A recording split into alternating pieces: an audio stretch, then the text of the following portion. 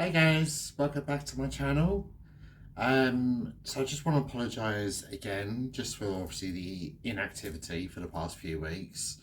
If you watched my video on Monday, it explained my reasons for the inactivity. For those of you who didn't watch, I basically had to move, from my previous flat. Landlord was selling up. I was effectively facing homelessness for the third time in my life. So I'm currently settled in this little place at the moment. There is potentially another move, so please excuse any mess that you might see, any boxes. I don't really have a wonderful lot of storage at the moment. That being said, let's just get on with today's case. So the reason I chose this one to talk about, it's just kind of a bit of a motive for me. With everything that I was going through recently, I this last happened to me about 10 years ago. So I was 21, and I actually ended up living in the same area where this was happening. So we are going to be talking about the case of Stephen Port. Now, Stephen was living in Barking at the time. At the time, I was sofa surfing and I was living with my friend in Barking. And his flat was probably about a 10-minute walk from her flat. Um, I was in the same age range as the four victims that we're going to discuss today. And not for a moment I'm suggesting that I've had any sort of contact with Stephen. I never did. I wasn't using any sort of apps. I wasn't obviously out there meeting people at that particular time. I had obviously different fish to fry. So all I'm just saying is that obviously I know this area really, really well. Obviously, this case dates back all the way to 2012. So 2012, I would have been about 19, maybe 20. I was living in Chadwell Heath, which is only just down the road from Barking, about a bus ride away. So again, obviously, at any point in that time, I could have had any sort of contact with Stephen, but like I said, I wasn't using any sort of apps. And very weirdly enough, it was after I left my friends, I ended up staying with my father in Grays. I spent the last 9 years in Thurrock, but for the first year living in Thurrock, I was living with my father in Grays. And just down the road from his house, so this is around the time that Stephen was committing his crimes, they had elevated further on to murder. So while I was living in Grays, just down the road, Lewis Daines lived. And those of you who don't know Lewis Daines, I suggest you look up that case.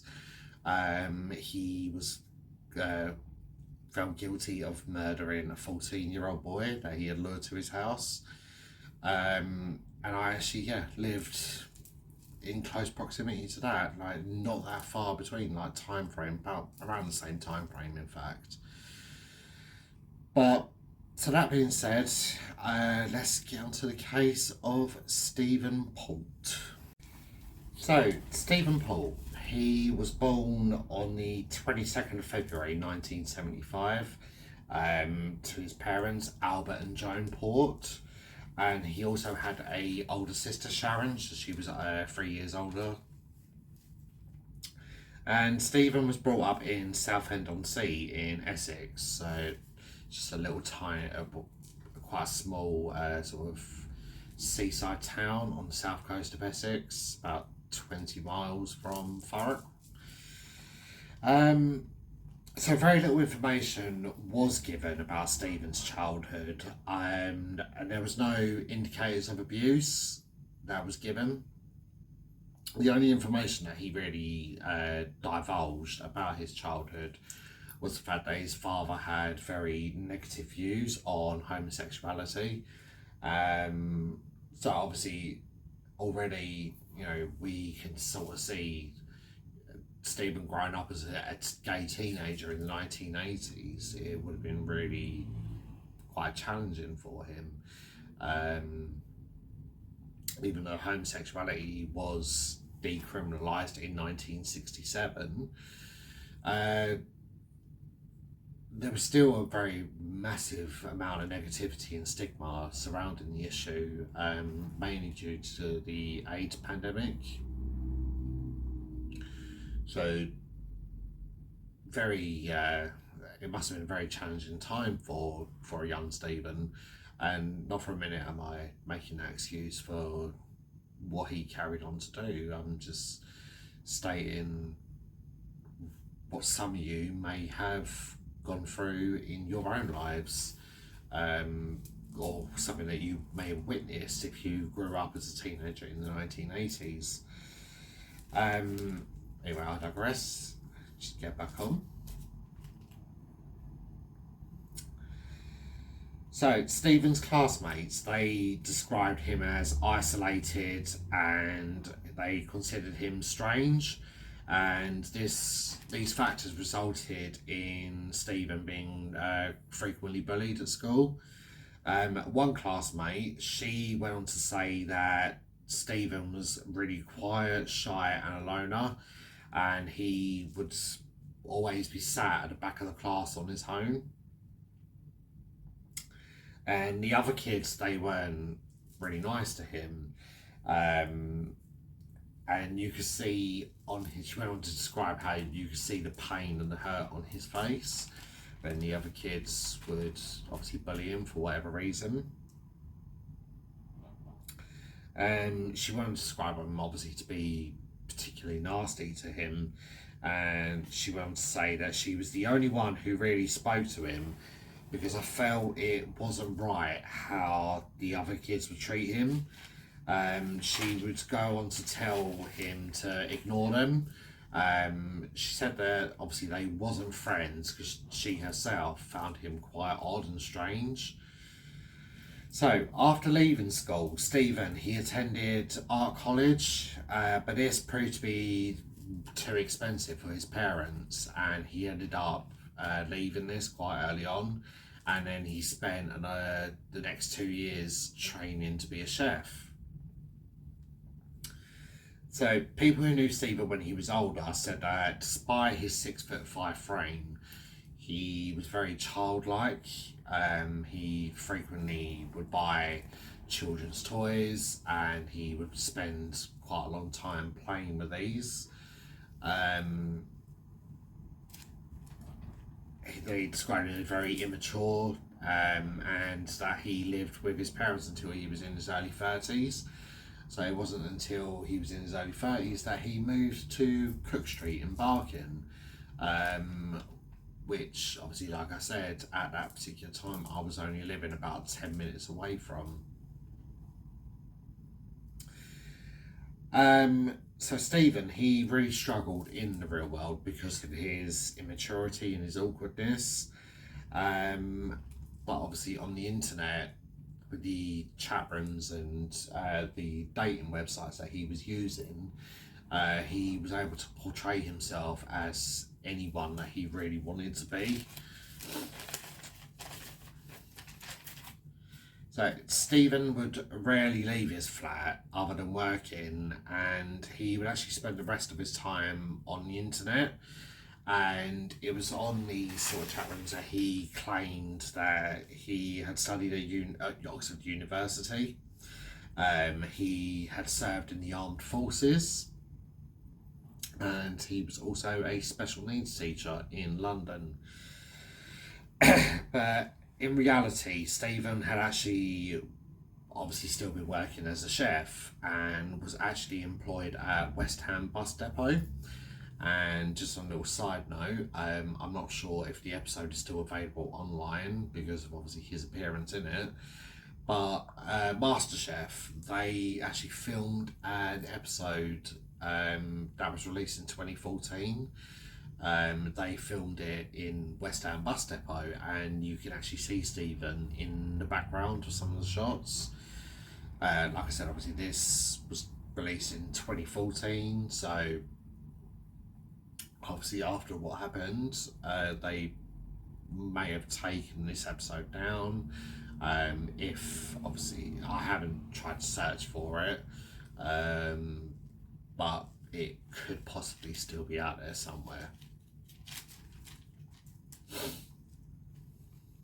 So Stephen had held this position for 13 years. So obviously a really long time, and he was obviously somewhat committed, or a lot really committed to this work.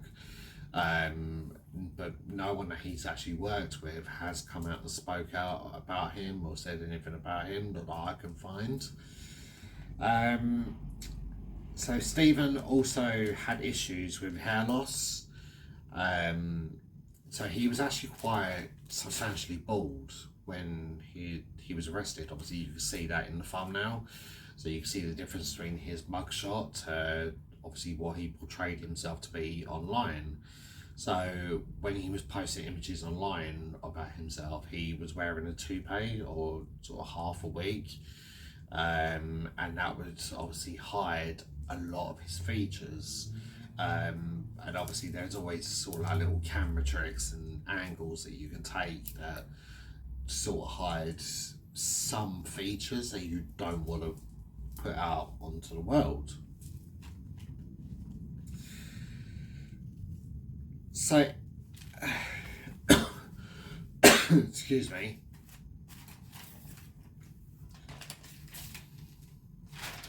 So Stephen had a preference for younger guys, and a lot of neighbours, they actually noticed and quoted that Stephen had a revolving door of young looking men in and out of his flat, and even would raise concerns that Stephen was a paedophile. And this was just due to the fact of how young some of these boys were looking. But obviously that would just, obviously isolate him even more if, your neighbourhood is suspecting you of being a paedophile. Then obviously they're not going to be that welcoming to you, which is going to further alienate you in your surrounding area. So Stephen's first confirmed victim was to be a 19-year-old university student that he met on Grindr in 2012. So obviously, like I already stated, I was around that area in 2012 as well. I actually had my own flat. When I was 19, 2012 I would have been 20. But like I said, I never had any sort of communications with Stephen. Possibly may have walked past him in the street at some point, but that would probably be about as much as it is. So he met this man on Grindr in 2012, and they had conversed for a while before the victim actually met him. And he described Paul as friendly and that nothing rang alarm bells. He then went on to say that he was given a glass of wine, and at this point he noticed a congealed powder that was at the bottom of the wine glass. And he went on to describe how he felt really dizzy and disorientated, and then he lost consciousness. And he said he vaguely remembered being taken into the bedroom, undressed and raped.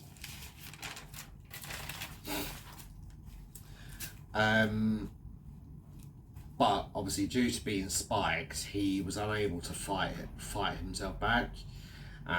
He even doubted to himself as to what had actually happened to him.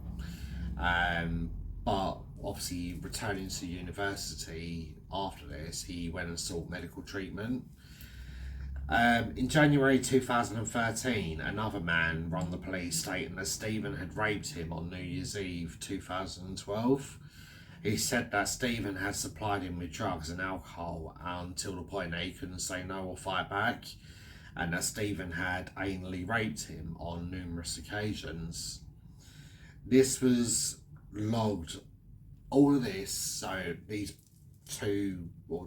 one complaint, This was all logged onto the National Police database, and obviously unless obviously Stephen was using a different name, which he did go on to do further down the line, but I can't assume that at this point. I can't find any evidence at this point that that's what he was doing. So it's potential that they already had his name in the database. So another male, only named as B in court, he was 20 years old at the time of meeting Stephen, and this was in June 2014. And he met Stephen on a dating app and ended up going to Stephen's flat, and said that Stephen seemed like a very nice guy, and Stephen offered B a drink, and almost immediately B fell unconscious. He said that when he woke up he felt terrified and began shouting out for help, and rather than getting B medical help, Stephen supported him by walking him to Barking train station, and B stated that he was profusely vomiting and barely able to stand or walk at this point. And it wasn't until they got to the station they were seen by transport police, and they saw the state that B was in, and Stephen interjected at this point, and he said that everything was okay and that B had taken GHB. And in court, it couldn't be proven that Stephen had raped B, but you can clearly see whether or not that was the intention, because there's no other reason for GHB to be administered at this point. So it was also stated in court that another male named C, he was also raped numerous times, but no further information like the man's age or his date of birth or anything. So none of that was actually given out. So I can only assume that it was another male in his early 20s at this point, because obviously Stephen is showing a preference for this particular age group.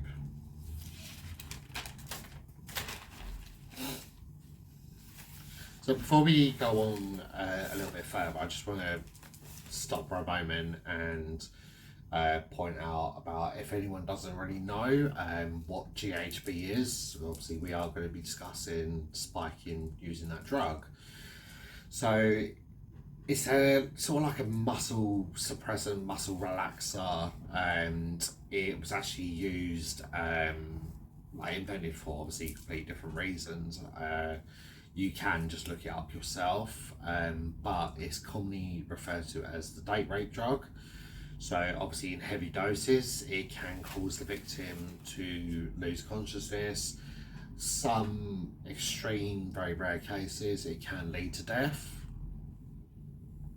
Thankfully, obviously the previous guys didn't meet that fate, but obviously the ones that we are going to be talking about now weren't as lucky, sadly. So Stephen's first confirmed murder victim was 23-year-old Anthony Walgate. So I'm going to obviously notice that I'm pronouncing it as Anthony, and this is how Anthony's mother, Sarah Sack, this is how she said that it was pronounced. We're obviously going to talk a little bit about Sarah also a little bit later on. So he was born in 1991 to his mother Sarah. I can't really find any information about his father. I know in the programme 4 Lives he was referred to as Tom, I believe, but I haven't wrote that down because I can't confirm that was his actual father's name. So obviously Anthony had grown up in Hull, but he had actually moved to London in pursuit of a career in fashion. He was studying fashion. So at this particular time he was financially struggling, and he was actually supplementing his earnings by working as an escort. So on the 17th of June 2014, Stephen had contacted Anthony, and they arranged sex in the exchange of £800. So just to point out, at this particular point, Stephen didn't have any financial savings whatsoever. So you can clearly see the intention with Anthony wasn't what they discussed. So Anthony travelled to Barking Station and met Stephen at around 10:15 p.m. and they walked back to Stephen's flat. So this is about a 10-minute walk from Barking Station. And the full details of what happened in Stephen's flat, so they are only actually known to Stephen. We'll get onto that a little bit later on when it comes to obviously the court case. But clearly it was proven not long after Anthony had arrived, he was spiked with a fatal dose of GHB. So this was most likely put in a drink, and this rendered Anthony unconscious. So it's also not really known if Stephen had raped Anthony at this point, and couldn't prove if it was when Anthony was unconscious, when he was dying, or after he had died. So the next day, Stephen stayed in his flat with Anthony's body, and then he went to work for a late shift. And in the early hours of the 19th of June 2014, he dressed Anthony's body and took him outside, so through the entrance door of his building, and he then propped Anthony against the wall of his entrance door. He then took Anthony's phone and planted a small bottle of GHB on Anthony's person. He then made an anonymous 999 call, claiming that he had found Anthony, and it looked like he had either collapsed or looked like he had had a seizure. And when police asked for Stephen's number, he made a feeble excuse about something about his car, and he actually cut the call dead. So 8 a.m. that morning, police and paramedics attended the scene, and they were immediately suspicious, as Anthony was found to be rested against the wall. So like I said, obviously Stephen had propped him up against the wall. So obviously if he had had a seizure, there's no way that he would actually be able to be propped up against the wall with his legs crossed. You know, he would be laid either on his side or on his back, sprawled out. However, it was also clear that Anthony had been dead for a few hours, and that his body had been moved and obviously had been posed. Another small detail, that was Anthony's underwear was placed on back to front, and all of his friends spoke out and said, well, he would never have done that due to him being so fashion conscious. He would never ever leave anywhere with any item of clothing on back to front.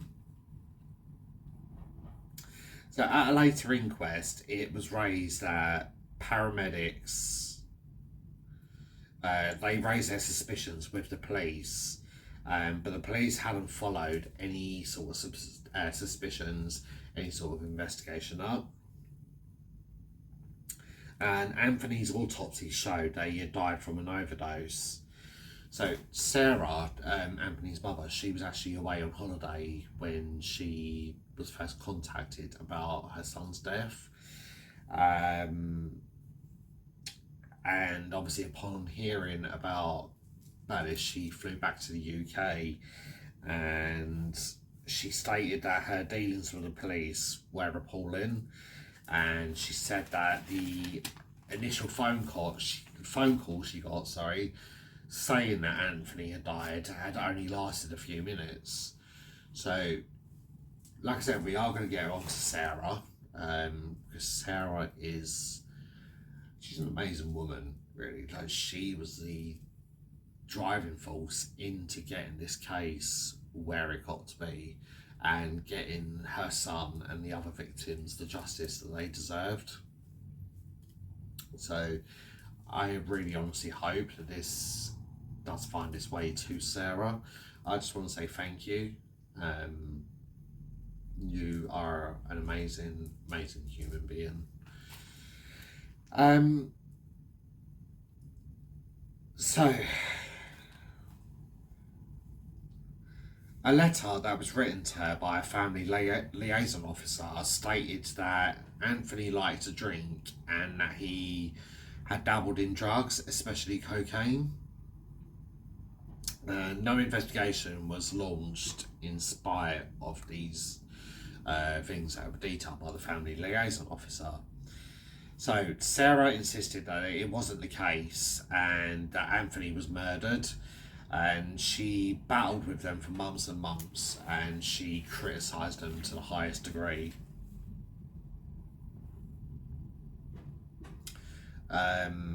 Stephen at this point was under police radar as they had traced his 999 call, and Anthony had actually told a friend where he was going, who he was seeing that night. And Stephen was actually arrested on the 26th of June 2014, and his story changed, stating that he had met Anthony to pay for sex, and that Anthony had taken the GHB in front of him and then died, which is absolute bullshit. Like, no one is going to willingly and voluntarily take GHB in front of someone. You know, if you are dabbling in coke, I'm not saying Anthony was, it's probably bullshit as well. But if Anthony was dabbling in cocaine or anything like that, so maybe, yeah, he probably would have, voluntarily taken that drug. No one is stupid enough to voluntarily take GHB. There's a reason that's called the date rape drug. And you're not going to sit there and think, oh, yeah, I'll knock that back with my wine. Like, absolute bollocks. Pardon my French. So Stephen then claimed that he panicked and took Anthony outside and propped him up and called 909. And so if the police at this point had done a proper check on Stephen, they would have been able to bring up the 2012 allegations against him that we spoke about earlier. But Stephen, obviously none of this happened, and Stephen was instead just charged with perverting the course of justice, by making obviously the 999 call, and he was released on bail. So at this point, police had seized Paul's laptop, and his laptop wasn't actually examined for another 10 months. So obviously if they had done any sort of proper checks on Paul's laptop at this point, they would have found vital evidence. So they probably would have had clues or actual proof of his conversations with Anthony, depending on what website that they were using. But they also would have found Stephen's search history, and Stephen actually had a really real penchant and a real fascination with date rape porn.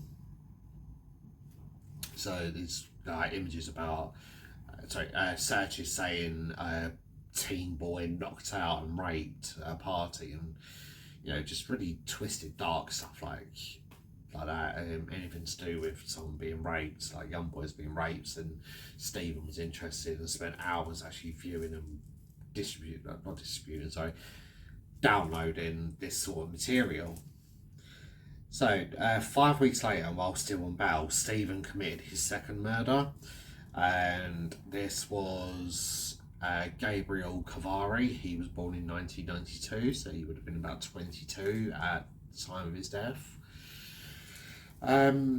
So, Gabriel had moved over to the UK from Slovakia, and he was said to have been working in a job that really didn't appreciate him, and his dream was to work for the NHS as a translator. So Gabriel later on met a man called John Pape, and very much like Sarah, he was fundamental in working with Sarah and the other families into obviously getting justice for Gabriel. So this develops into a friendship, and obviously there was no sexual connection between these two whatsoever. So obviously John gave Gabriel a place to live because he felt a sort of fatherly connection, but that's as much as their relationship stayed at. At this point, obviously they had only known each other for 6 weeks. They grew close, and John was really upset when Gabriel moved out of the property on the 23rd of August 2014. Gabriel went on to say that he met a man online who had offered him a place to stay, and this man was Stephen. So Stephen's sexual interest in Gabriel was clear when he sent a text saying to his neighbour saying, "Come and meet my Slovakian twink flatmate that I am taking good care of." So just on a little side note, for those of you who are not aware, a twink is something that's described, or someone is described in gay culture, very slim, very young gay men, so between the ages of like 18 to very early 20s, so very, very, very slim boys, and they look, no disrespect to anyone who identifies as a twink, but they do look incredibly young for their age. So it almost seems that Gabriel had regretted his decision. He wasn't attracted to Stephen in the slightest, so I'm not really sure if Stephen probably kept his wig on while Gabriel was living there, or if he had taken it off at any point and Gabriel saw this. So Gabriel had actually been sleeping on the sofa, but he knew that Paul was trying his hardest to get Gabriel to join him in bed. On the 25th of August 2014, Stephen administered a fatal dose of GHB to Gabriel, and this was in order to rape him. Stephen then went online and he pretended to be Gabriel, and he told Gabriel's friends that he had left the country later that same day. Let me go back. Sorry, I've made a mistake there. So later on that day, Stephen had rung his sister Sharon, and she stated in court that Stephen sounded distressed because there was a dead young man in his room. So Stephen later stated in court that this young man he was talking about was Anthony, and he claimed that he was having some sort of flashback to the night that Anthony died. Gabriel's body remained in Stephen's flat for quite some time. It wasn't specified how long he was remained in the flat, but this was just obviously for Stephen to plan his next move. So obviously he knew that he couldn't take Gabriel's body outside the flat like he did with Anthony. He needed somewhere new to obviously dispose of the body. On the early hours of the 28th of August 2014, Stephen transported Gabriel's body, most likely wrapped in a bedsheet. He took it to St Margaret's Churchyard, which is a very old, well-known church in Barking. I've actually sat outside that churchyard numerous times with my friends that I was staying with. We've had like picnics and been there. Really peaceful, really beautiful church. There's like a perimeter wall going around it. Obviously beyond that perimeter wall is obviously the gravestones of people. But so Gabriel was left in here, propped up against the wall, and he posed him and placed a pair of sunglasses on Gabriel, and glasses sort of like put sort of skew with.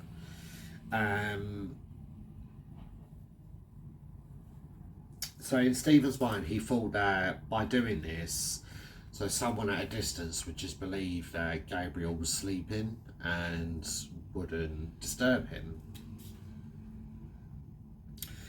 6 a.m. that morning, Barbara Denham, she was walking her dogs when she spotted Gabriel. So obviously she looks at Gabriel from the distance, and obviously, like as Stephen was hoping, Barbara first believed that Gabriel was asleep. So she called out to Gabriel and obviously gave no response. And she went and placed her hand on Gabriel, and concerned he may have been dead, she called the police. So Stephen had actually placed another bottle of GHB on Gabriel's body,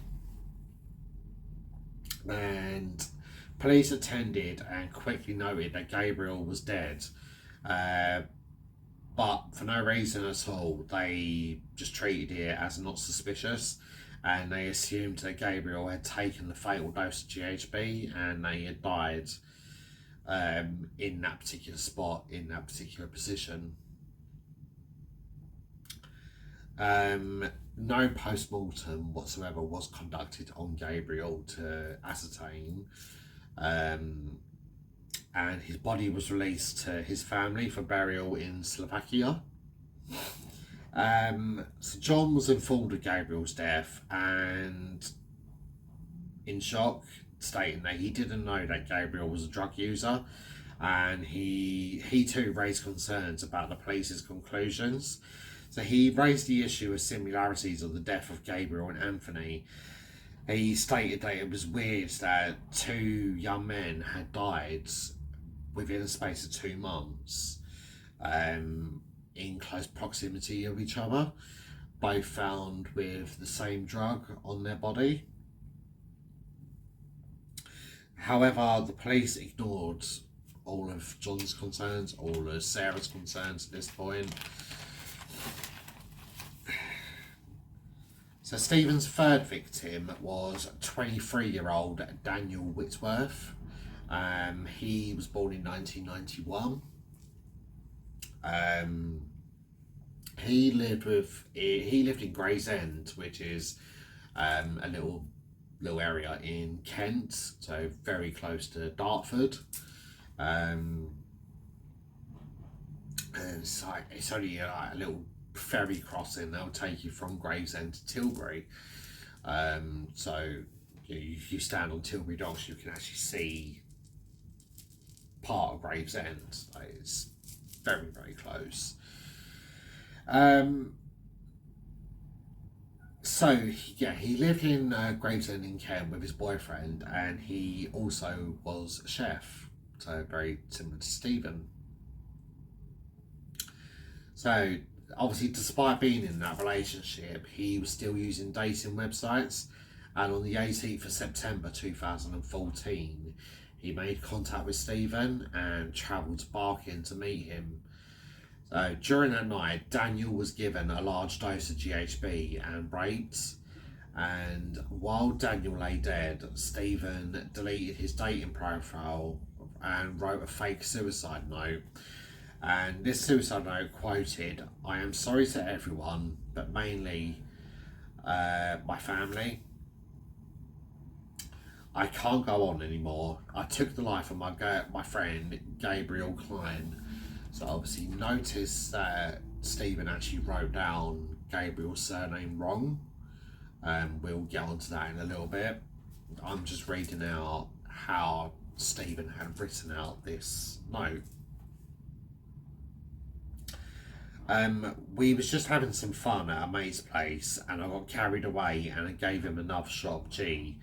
I didn't realise while having sex that he had stopped breathing. I tried everything to get him to breathe again, but it was too late. It was an accident.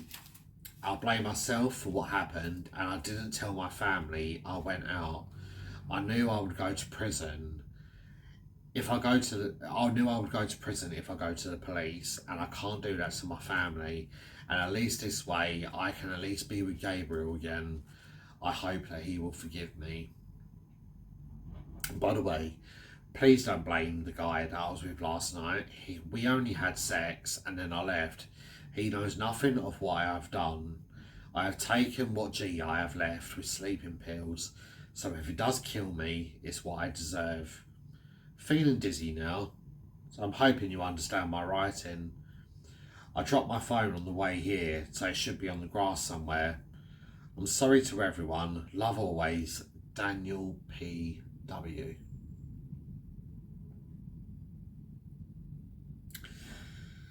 So, Stephen had also left a bottle of GHB on Daniel at this point, so this just obviously maybe try and clarify this absolute bullshit mess of a suicide note. And on the night of the 19th of September, Stephen took Daniel's body to the same graveyard where he left Gabriel, and he posed him in a similar style. And where you posed him, Daniel's top sort of lifted up, so his stomach was exposed, and he was only left probably about 5 feet away from where Gabriel had been found.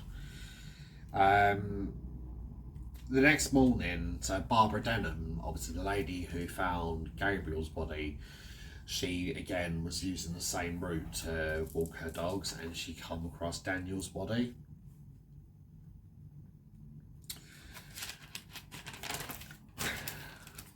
Sorry, this case is quite emotive for me, for obviously the reasons I spoke about earlier. So again, Barbara contacted the police, and if the police had done more vital checks, if they had actually done their jobs properly, they would actually find vital DNA evidence on Daniel's jacket that he was wearing. That DNA evidence belonged to Stephen. No check was done whatsoever. It just seemed like as soon as the body was taken into the mortuary, any clothing, any personal effects just seemed to have been shoved away in a cupboard somewhere.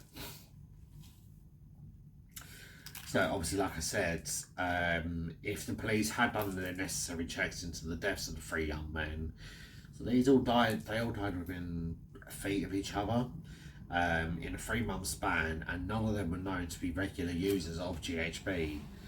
They would have seen that if Daniel was too distraught to carry on living over murdering his friend Gabriel, that he would have gotten Gabriel's surname correct, obviously, like I was saying earlier when I was reading out the note.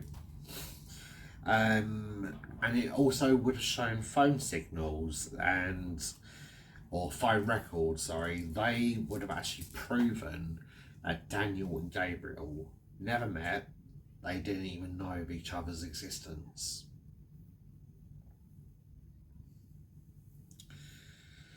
So, Stephen, he didn't actually kill again for another year, but he carried on and drugging and raping men. So 3 of these had come forward to speak out about Stephen at the court case. These males, these men, they were only identified as males D, E, and F. Mel D was described as extremely vulnerable and met Stephen in January 2015. He was 22 at the time. Stephen has spiked him and raped him and even filmed this encounter and showed it to Dee.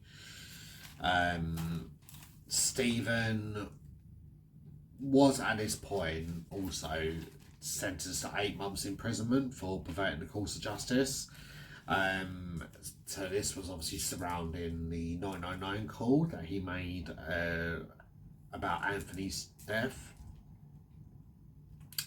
And he was sentenced to 8 months imprisonment on the 23rd of March 2015. On a side note, 23rd of March is actually my birthday. I would have been 23 at that point. He only actually went on to serve 4 months of that sentence for what I can only assume was good behaviour. He was released on tag on June the 14th, 2015, and within a month of his release, he made contact with Mel E. Mel E was 35 years old at this point, so completely against the type that Stephen reckons that he goes for. At this particular point, Stephen was also experimenting on different ways to drug men.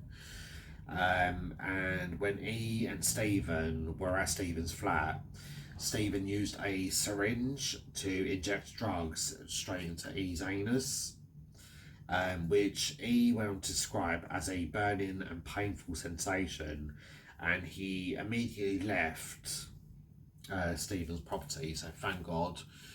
Obviously, the drugs didn't take effect straight away. He was actually able to get up and leave, because sadly, obviously, that man possibly could have been another victim. I mean, obviously, he already was, but luckily, he walked away with his life. Mel F, so age unknown. Again, this could just be down to his identity, his background. Maybe he doesn't want to disclose who he was and didn't want people to know anything about him, but obviously felt it was important enough to come forward and speak out about his experience with Stephen. Thankfully so. So in September 2015, he met Stephen on Grindr, and he went to Stephen's flat, where he insisted he didn't want to do any sort of drugs with Stephen. And so while Stephen was pretending to apply a lubrication, he went on to inject drugs into F's anus. He began to feel really lightheaded, but again, luckily he managed to escape. So that same month, Stephen met his fourth murder victim, Jack Taylor. So Jack was born in either 1989 or 1990. I can't really find any other information about him other than that he was 25. He lived with his parents in Dagenham, which obviously, again, very, very close to Barking, not even that much of a travel. Barking's actually pretty much in walking distance of Dagenham. He was described as being really close to his two sisters. So Jack worked as a forklift driver, but he was actually going on to train as a security guard. And he eventually wanted to join and have a career in the police force. On the 12th of September 2015, Jack was on a night out, and when he got back home, he opened up his Grindr account, and he began speaking to Stephen, and they later met at Barking train station at around 3 or 4 a.m. So what happened in Stephen's flat wasn't known, but it was clear that Jack was drugged and raped, and by 7:30 a.m. Jack was dead. Stephen then deleted Grindr off his phone and Jack's phone. And Jack's body was left in the flat for the whole entire day of the 13th of September 2015. Later that night, Stephen took Jack's body and left him on the other side of the wall surrounding the church. So obviously Gabriel and Daniel, they were both found within the perimeter wall, so where obviously the gravestones are. Jack was dumped on the other side of that wall.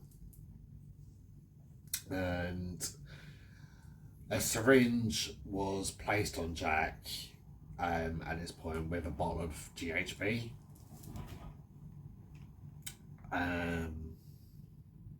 So a passerby had found Jack's body, and the police estimated that he had died from an overdose.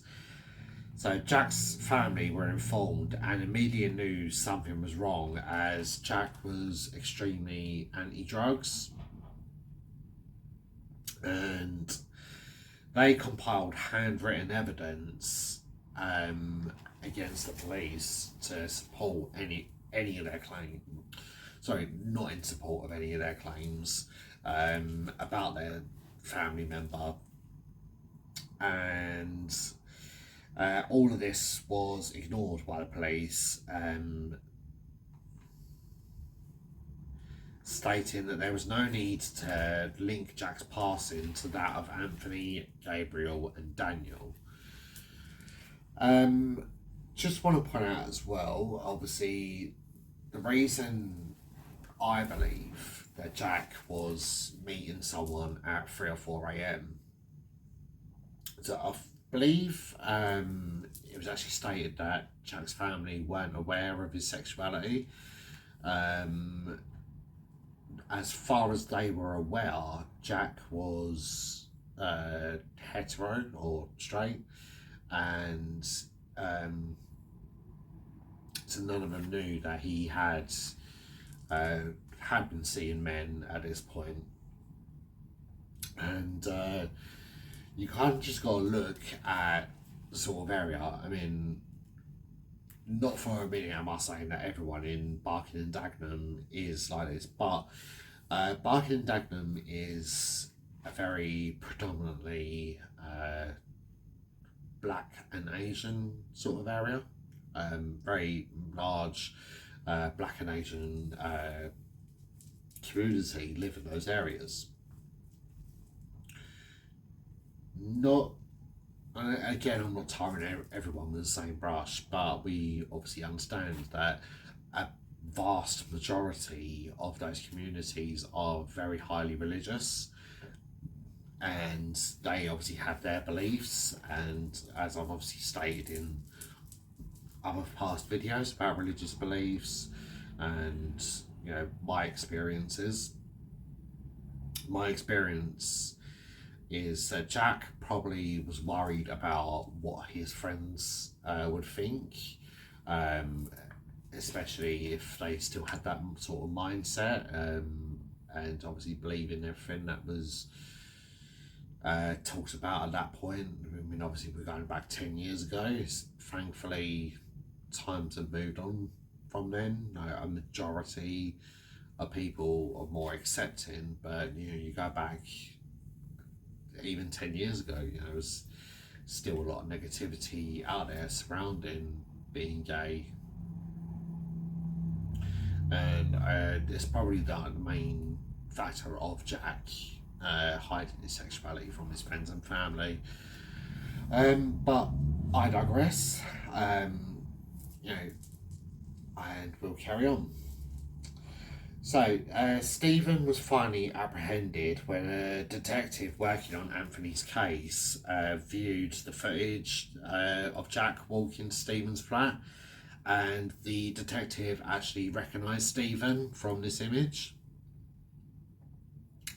And links, they were actually finally made, and Stephen's background was finally checked, and they even went as far as to view the content of his laptop to find obviously the date rape pornography and obviously his links to the websites, the dating websites that he was using to meet his victims.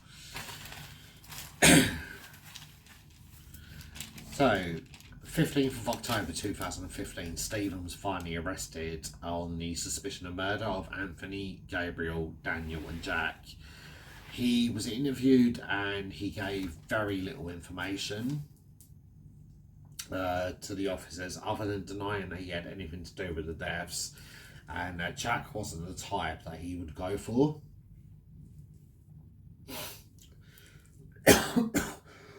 Excuse me, I'm so sorry.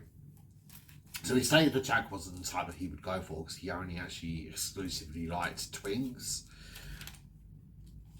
And Stephen's trial began in October 2016. So obviously it took a year for them to gather all the evidence that they could. So the trial began at the Old Bailey in London, and Stephen pled not guilty, but he went flip-flopping about to change his story multiple times throughout the police interview, throughout the court proceedings. At first he denied that he knew any of the victims. He admitted that he knew the victims. He then went on to say that they all administered the GHB themselves. So Stephen was found guilty for the murders of Gabriel, Daniel and Jack, but they couldn't reach a verdict on Anthony. Thankfully, they did, so Stephen got a full charge. And he was sentenced to a whole life order, and this basically means that Stephen will never be able to be released from prison. So Stephen is currently incarcerated at HMP Belmarsh, which freakishly is probably about a 20-minute bus ride from the place where I'm living now. So it's very chilling to the bone, if I'm honest. So Stephen was also found guilty on the 7 charges of rape. So just want to obviously mention, like I said earlier, about Sarah and the other families. So if it wasn't for Sarah and her grit and determination, obviously this case would never have got to where it got to, where it needed to get to. Sarah was let down profusely, so badly, and the other families as well, in their own way, they were all let down as well. So Sarah actually made contact with them, and they all worked together to gather the vital evidence that they needed. I think at one point Sarah had actually contacted her local MP. So the matter of Anthony's case was taken over by higher ups than Barking and Dagenham Police. That whole team were completely quashed. She worked with a new team and they were able to bring Stephen to justice. So at the inquest for the Barking and Dagenham Police, at the inquest for the deaths, I do apologise. So Barking and Dagenham Police, they actually confirmed the writing on the fake suicide note to be Daniel's. And they even said that the family confirmed this as well.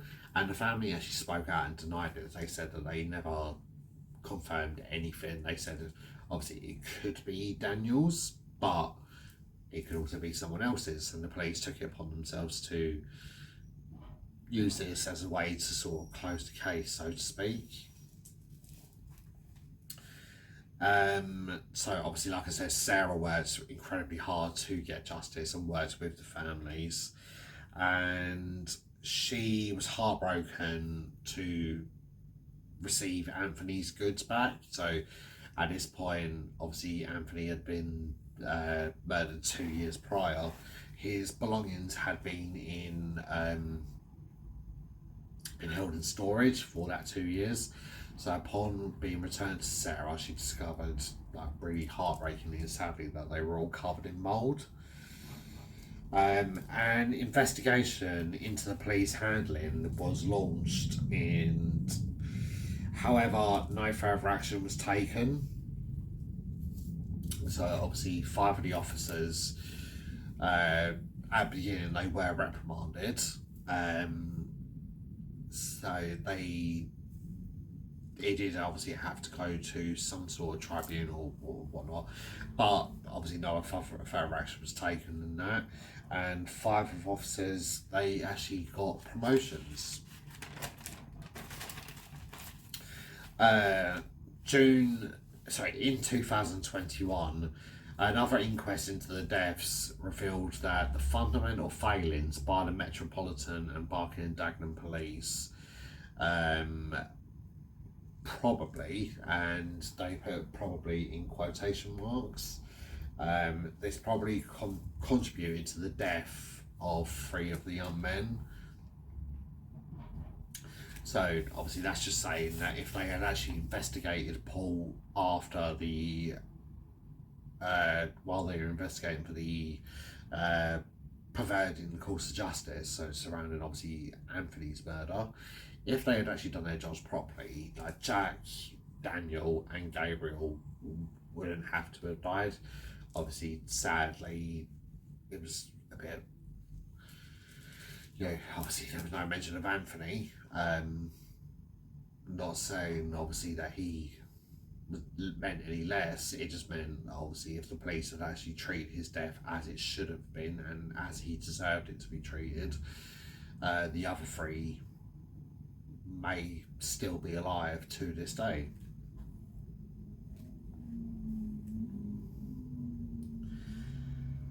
So all the families, they got together and they spoke out about the case, and they said that the case should go on record as one of the most widespread institutional failures in modern history, and that the police's actions were driven by homophobia.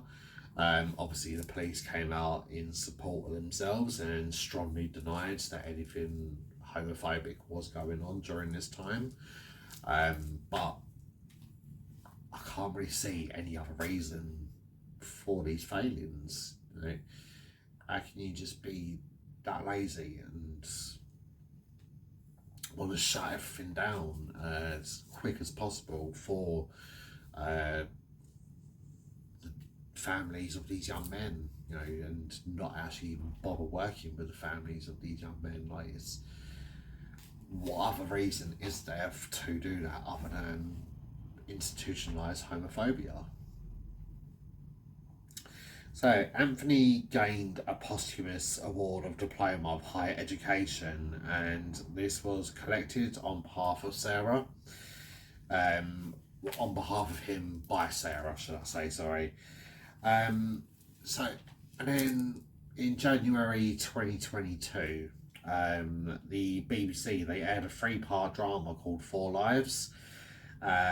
Stephen Marchant portrayed Paul, and Sheridan Smith actually went on to portray Sarah Sack. Really, really well done programme. I believe it is still on iPlayer. If you haven't seen it, it's really worth a watch.